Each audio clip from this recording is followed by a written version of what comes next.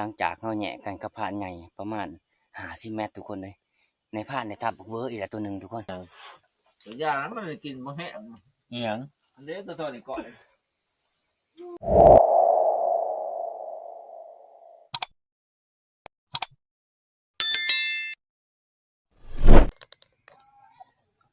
กราบทักทายสบาย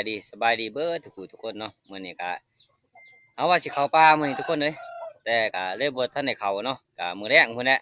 ตอนนี้เฮาก็สิไปตัดเขาตัดน้ำก่อนทุกคนก็คือไปตัดเขาซอยแม่เฒ่านะทุกคนเนาะแม่เฒ่าก็คือน้องของแม่เมียว่าซั่นซะนี่ก็เลยสิไปซอยเพิ่นขายหยังล่ะขายปลาปลาดุกโอ้มีแต่ตัวใหญ่ๆเนาะตรงเท่าไหร่ตรงละ20โอ้บักได้หลายทุกคนเลยประมาณ10 ปลายเหมือนนั้นโอ้แห่งลายพุ่นแห่งลายถึงยังล่ะปลาถึงหม้อโอ้เป็นใส่หม้อได้มีแต่ปลูกถ้าว่าไปใส่บนเทียงหน้าหน่อยในผ่านอยู่นี่โอ้ยบ่ทนเอาปลาลูกหั่นขนาดในผ่านใส่อันนั้นใส่หม้อหัวเดียวก็ยังได้20 โตเนาะอันนี้ก็คือสัมภาระเฮาสิไปตัดเขานะทุกคนมี3 เครื่องจักรนี่ไปตัดเขาก่อนตัดเขาไม่ใหญ่อยู่บ้านน้อยอยู่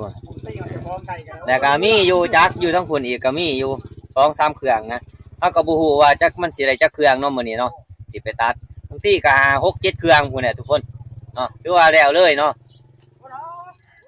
ก่อนสิไปนี่ก็ยังมีภารกิจอันนึงอีกเนาะก็คือลุงเพิ่นนี่ก็เพิ่นให้ไปเสื่อมข้อรถให้ข้อรถเพิ่นฮักว่าสิเสื่อมแต่มื้อวานนี่พุ่นแหละได้บ่ได้เสื่อมค่าพ่นเขาเนาะพ่นเขาก่อนผ่านโก้เพิ่นก็พุ่นไปต่อได้ผ่านโก้นี่จักสิไปใช้มื้อนี้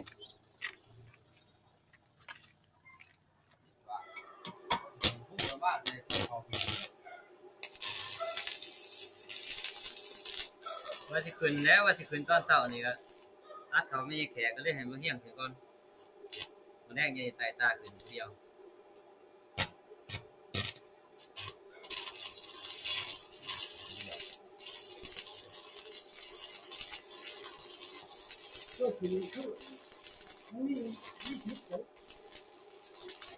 ว่าบ้านอย่างครับเดียว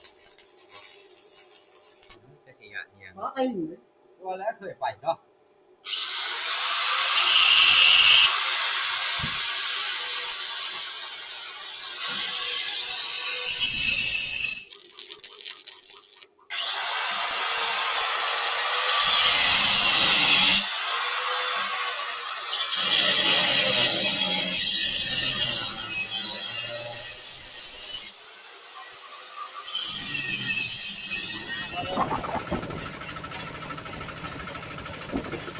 ไปดอมนี่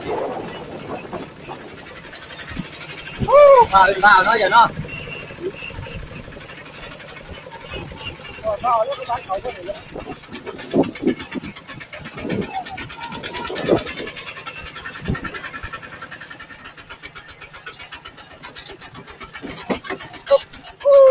เอ้ยมันนี่ก็คือเอากะมาตัดเขาสามัคคีอีกมือนึงทุกคนเลยเนาะที่แรกว่าสิขึ้นผู้ตอนเสาร์กับเบาเหี้ยงมันนี่แต่ก็เบากันยะเนาะเพิ่นมาแต่เมืองชนก็เลยสิให้เพิ่นขึ้นก่อนตอนเสาร์นี่แต่ก็ตอนแรกก็ในผ่านเองก็จังสิคอยเดินตามดังหรือว่าไต่ตาขึ้นเลยเนาะมื้อแรกอย่างว่าก็บ่เคยกันแล้วเต็มอ๋อบ่เคยก็บ่เกี่ยวก็กันเฮาบอกแล้วก็มาเรามาจะบอกมามันเป็นสัตว์คอยก็ว่าสิบ่ได้นั่นดอกว่าตัดมันทุกอยู่ตัดบ่จะบอกว่าว่าตัดเขาได้บุญแล้วก็ว่าก็มาแล้วมาทำการหมดให้เพิ่นทาเสื่อมข้อรถให้ลุงพ่อปู่พอบ่มีรถมาทางก็บ่เสียว่านุจิตตาสิจังได๋โทรศัพท์ก็บ่มีค่ะว่าคันสิโทรหาเพิ่นนึกว่าฟ้ารถไทยปีเนาะโอ้ยเรียกว่ารถไฟหมุนเป็นยังคน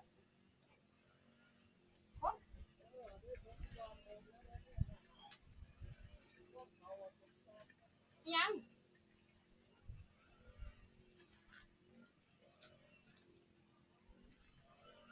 สื้ออันบ่จักเป็นมันบ่ได้บอก แล้วมันก็มาพวกไป หาเครื่องมื้อนี้ทุกคนเครื่องตัดหาเครื่องมื้อนี้ตัวสิแล้วเร็วอยู่หรอกทุกคนเลย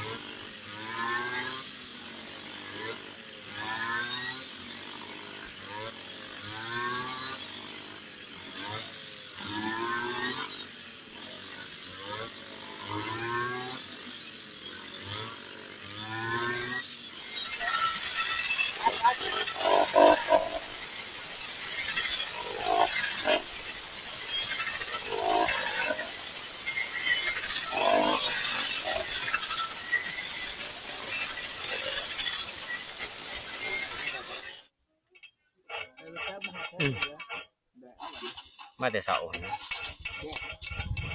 ไม่เปรี้ยวน้ำถูก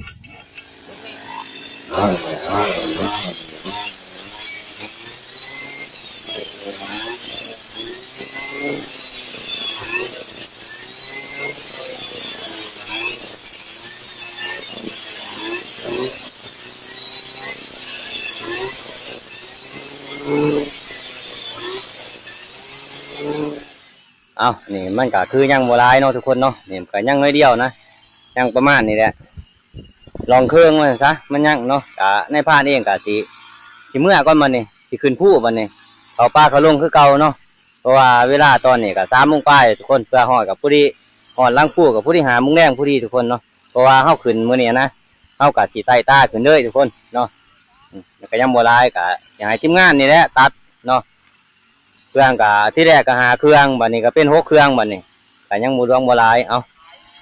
ไปปลาเด้อบ่แต้มเด้อบัดนี้เด้อฝากเป็นกำลังใจให้พูดมาเด้อพูด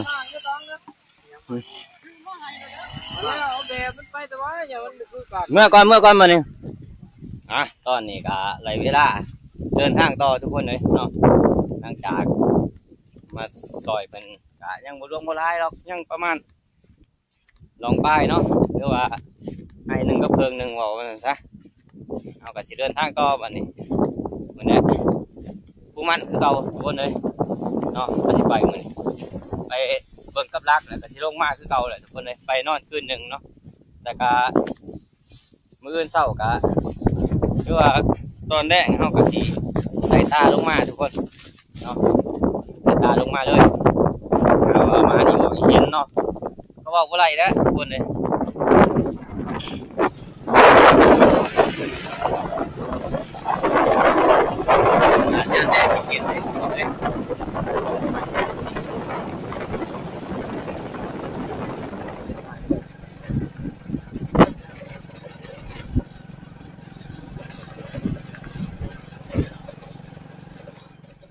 ตอนนี้เราก็มาหอดเพื่อนฟ้านใหญ่เลยทุกคนเลยเนาะตอนนี้ก็กำลังหามุ้งป้ายทุกคนที่ได้6 โมงเลยแหละรถลาดเขาก็จอดวันนี้เนาะ แต่กับพานใหญ่ก็สิไปนำได้มื้อนี้ทุกคน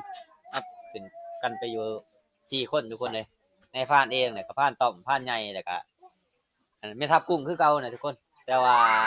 พานเที่ยงแล้วก็ทีมงานขึ้นไปก่อนเนี่ย3คนเนาะเฮาก็สิตามหลังไปแต่ว่าไปสุดนี่เฮาก็สิไปบ่เฮิงมื้ออื่นก็ไต่ตามมาคือเก่าทุกคนเลยนี่พานต้อมแม่ทัพกุ้งเอานี่รถเฮาก็จอดไว้นี่ใช้แล้วรถพานต้อมสีขาวเป็นขึ้นหน้าม้านี่พานต้อมตอนนี้เฮาก็กำลังฮอดตีนผู้เลยทุกคนเลยบ้านนี้ตอนนี้ก็6 โมงปลายเกือบสิได้ทุ่มนึงเลยทุกคนเลยเนาะขึ้นค่ำมื้อนี้ทุกคนขึ้นค่ำบ่เห็นหงขึ้นได้บ้านนี้เป็นผู้ตอนค่ำบ่เคยขึ้นจักเทื่อเลยกำลังขึ้นทุกคนเลยตอนมื้อๆนี่โอ้ใครเนี่ยแต่ว่าโมเมนต์ยามฝนทุกคนเลยเนาะยามแดงไปกะผ้าใหญ่เพิ่นก็ไปหอดครึ่งนึงนะครึ่งข้างเลยกะเพิ่นกะสิแต่ตากลับมาคืนเนาะแต่เพิ่นไปบ่หอดเที่ยงคือทีมงานเฮาโอ้จังไดมันกะอยากให้มันมาอยากให้มันคาใจไปต่อหน้านะอยากไปเอาตัวนั้นมาก่อนคำว่าโศกมันกับไปนั่งเอากันอยู่เที่ยงหน้าหน่อยเฮาผู้แหน่ตอนนี้ก็ยังบ่ทันได้พักผ่อนเลยทุกคนเลยเนาะหลังจากเข้ามาแต่ตัดเขาเฮาก็มาเลยทุกคนเลยเนาะอาบน้ำอาบให้แล้วก็มาเลยลูกเอาจักสิหอดเที่ยงจักโมงมื้อนี้ทุกคนเนาะหรือว่ายางน้ำทางเฮาสิมาอีหยังแหน่ไปดูน้ำกันเลยทุกคนเลยกระบังก็คน4 คนกระบังมี2 อันทุกคนทีมงานเอาขึ้นก่อนเนี่ยกระบังแล้วก็จูหนึ่งก็อยู่เที่ยงผุนเบิดทีไม่เที่ยงนี่เข้าไปส่วงนี่คิดว่าในพานก็สิเอาลงมาไว้เบิดเพราะว่าตอนหนาไปมันยุ่งกับเวียกกับงานเนี่ยก็สิขึ้นก็สิบ่ได้ไปหอดเที่ยงเนาะถ้าสิไปหอดแต่เครื่องนึงนี่แหละตอนหนาไปทุกคนเลยงานเวลากับเวียกกับงาน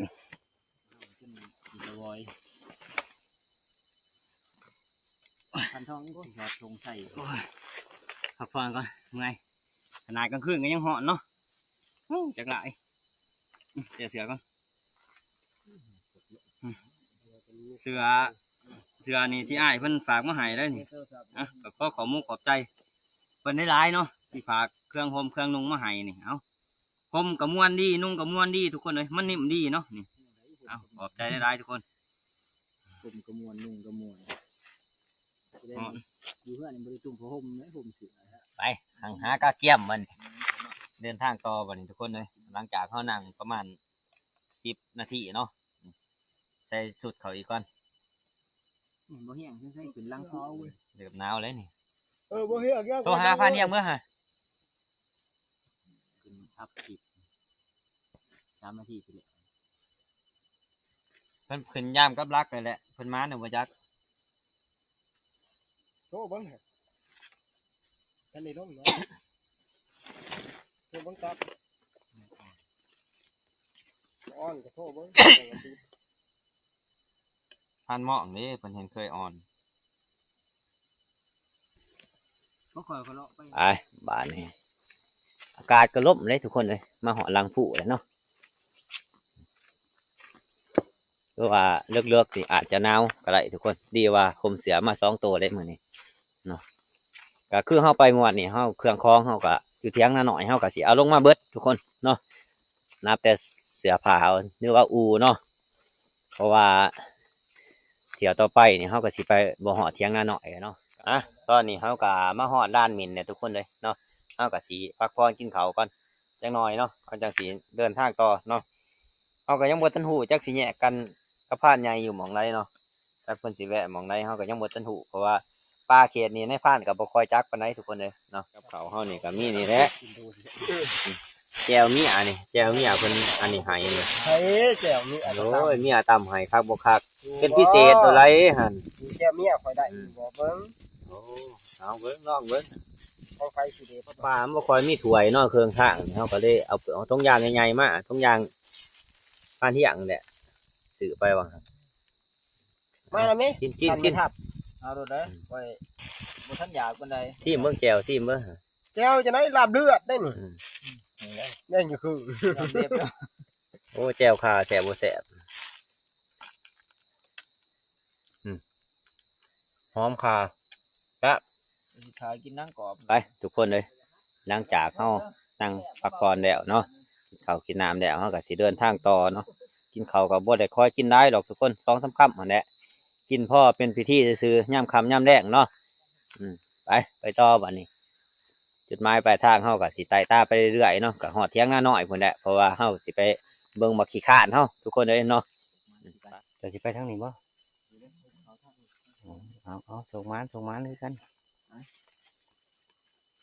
ไปบัดนี้เฮาก็เลยแยกกันกับผ่านใหญ่เนี่ยทุกคนเลยเนาะมีแต่ว่าเฮาสิคอยย่างไปเรื่อยๆฮอดเที่ยงนาน้อยเฮาพุ่นแหละมีหยังก็ส่งสัญญาณกันเด้อในผ่านเด้อโอเคไปบัดนี้ไปต่อทุกคน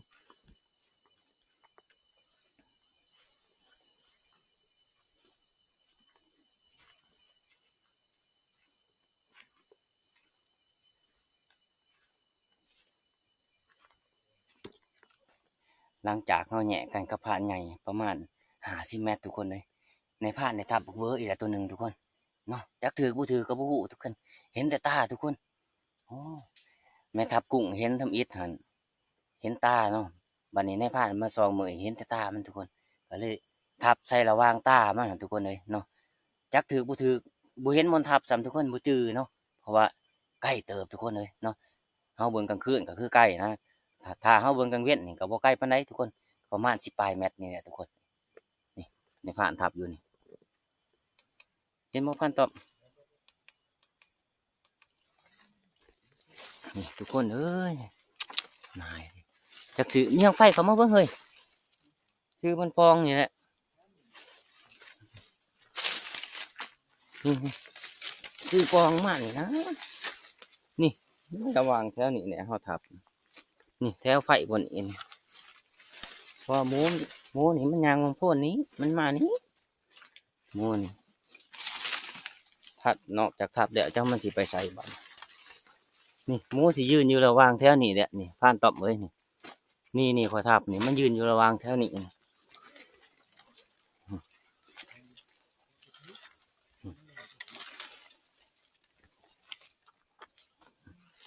แต่เฮาบ่ทันเห็นบนหอยบนหิ่งสับ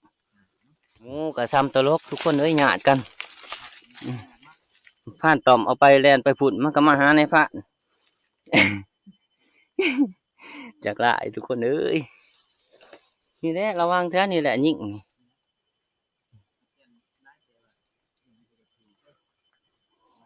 กับบ่มั่นใจก็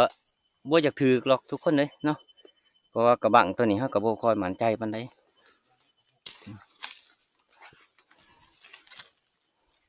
ขาดว่าคือสิบ่ถือเลยทุกคนมันหกโพดพอยิ่งใส่เขามาเลยจือบ่ยิ่งกับบ่ไหลนายดิ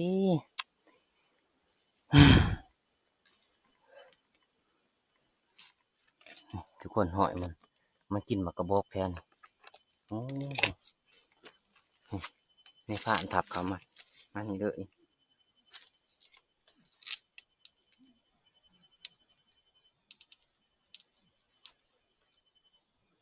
อย่าแต่บ่ถือทุกคนเลยมันยืนแท้นี่ทุกคนเลยยิ่งมาไก่โพดจากมันแดนไปทางไหนเหี่ยวแต่คือเก่านี่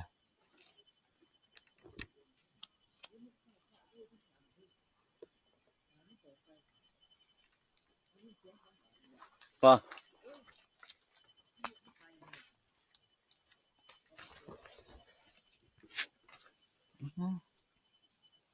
ปวกกระไรบนนี้มันสิยืนอยู่ระหว่างแถวนี้แหละมองเห็นตามันพลาดไงมากบ่มันหากบ่เห็นหอยไปนี่ นี่นี่เหี่ยวมันนี่ยังเปียกๆอยู่นี่ ถือไปจัง จังว่านี่นะ มันยืนสิ แม่นบ่ แน่นออกพุ่น อ๋อเอาจังไดวะ ไปจักสิเนาะ ไปไปต่อไปนี่ตอนนี้เฮาก็บ่ฮู้ทุกคนเลยจักสิถือบ่ถือเนาะ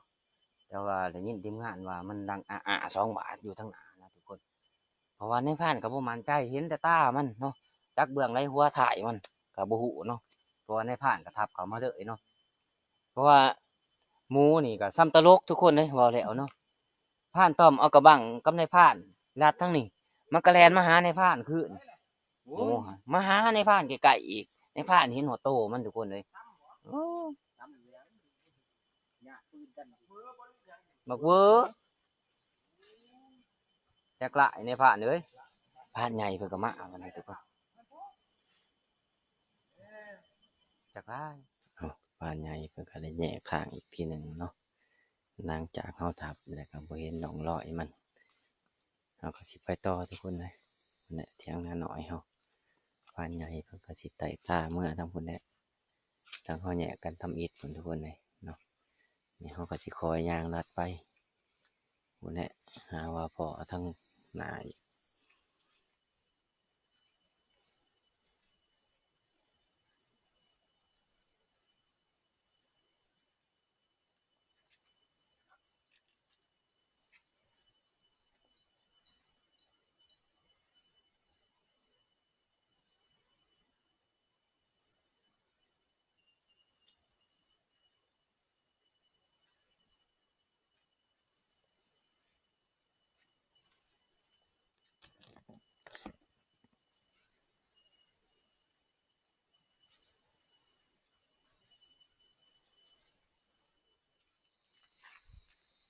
ตอนนี้ทีมงานเฮาก็พอเห็นอีกตัวหนึงทุกคนงานนำทางเนาะสิได้แต่บ่มีกระบังทุกคนเนาะกระบังอันเดียวนะเฮาก็ได้บ่ได้ลาดซอยกันมันก็แดงเขาไปให้อีกนึงทุกคนบ่ทันได้ยิงมันซ้ำมาไปต่อไปทุกคนผ่านต่อมเพราะว่าสิเขาไปยิงนึงสิหลายนี่ทุกคนอันเฮามีกระบังแก็บน้ำหันที่ว่าสิเห็นนี่เฮายิงแต่ไกลมันก็ถือนะเนาะคือกระบังอันนี้มันดูเบี้ยวเฮายิงไกลมันก็บ่ถือทุกคนเนาะเพราะว่าหนึ่งมากกระบังมันก็บ่ค่อยเที่ยงแน่ไปกันต่อตุ่นกันต่อถ้าหมดเที่ยงหน้าหน่อยเฮาว่าสิขออีกยังแหน่น้ำทางทุกคนตอนนี้เฮาก็มาหอดเที่ยงเลยทุกคนเลยเนาะบ่เห็นทีมงานเฮาจักเพิ่นอยู่ไสเนาะขึ้นนั่งกับเราบ่ทุกคนเลยเนาะผ่านมองผ่านเหี่ยงก็บ่เห็นแล้วก็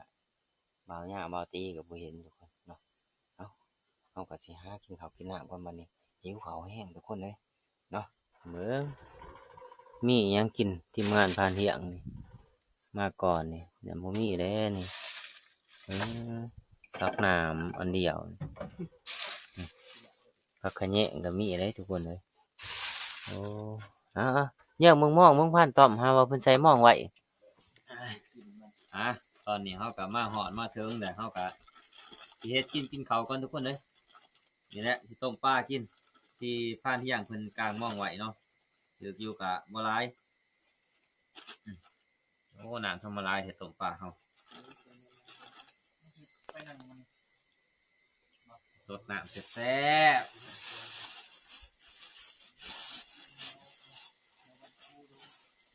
เฮ้ยบักขามมีแต่บุกไก่ทางนี้ไล่โตเลยทุกคนกินปลาเนาะกับผู้ที่กินอิ่มเนาะอิ่มนี่แหละ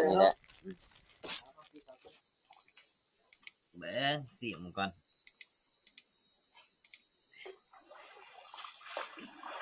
ตีมือก่อนมันเนี่ยแสบอยู่วะว้ายควันไฟก่อตา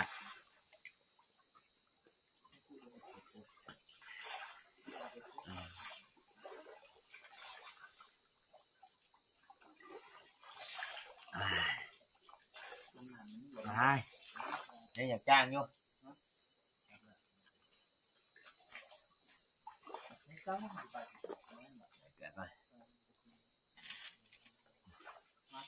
ตัวนี้พักขะแยงหอมขนาด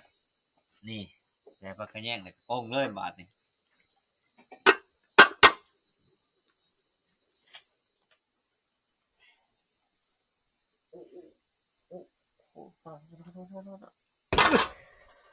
หอนจักแสบตาจักหอนโอ้เตะดังขนาดวะ พอไม่ตะกินเนาะ มาเลือกกองเว้ยลูกเลยโอ้ยกล้วยเขาคอกบ่ทาแม่ทาลูกแล้วมีแต่ขี้กระเดือนในท้องมันนี่ แม่นเนาะ โอ้ยมากับโบเห็นผ่านหมองครับ ทุกคนเลยจักเพิ่นไปใช้ได้ผ่านหมองได้ แกงเปล่าอ่ะ ได้ยินเสียงกระบังเพิ่นอยู่เล็กกึ่มเนาะมึงนึง กินในแกงเปล่าไอ้บ่ค่อยมาย่อ ว้ายนี่ เพิ่นบอกมา ของแสบทุกคนต้มปลานี่แสบอีดี แกงดึงหนึ่งเขาอ่ะ มาทุกคนกินข้าวน้ำกันเนาะ กินข้าวเลิกทุกคนเลยมื้อนี้ก็คือตอนนี้ก็สิได้เที่ยงคืนน่ะทุกคนเลยตอนนี้เนาะก็เฮากินข้าวกับต้มปลามื้อนี้ปลาที่ในพานดงไปยามเอานึงพานเที่ยงเพิ่นใส่หม้องไว้เนาะก็คือว่าหลายเติบทุกคนเลยก็ผู้ที่ต้มได้หม้อแกงนึงว่าซะมาพานเที่ยงมาบ่าวย่ามา มาเด้อแม่ทับกุ้งหันเพิ่นหิวข้าวแห้งทั้งเมื่อยทั้งหิวมาก็ล้มนอนเด้อลงเลยมันบ่มีแฮะจักคืนนี่ทำงานโอบ่จักคืนบ้านนี่ ทำงานโอ้คุมือ เอาว่าเฒ่าแล้วจะเฮ็ดตายงานโองานอันนั้นมาบ่ตีมาโอ้ยดื่มเอิ้นบ่ตีอยู่บัดนี้มาบ่วงก็3อันนึงก็โซน ดันยิ้มแพรไว้ โอ้คักบอกว่าจะทำนี่ป้ายมันดอกมาครบพันสอง ตีนี่บ่กินหรอกตีเนาะ 3โต กินบ่ อืม กิน3โตฮะ เอาเลย3โต ตัวละ10,000บ่ อืม ได้3โต30ได้ตัวเสีย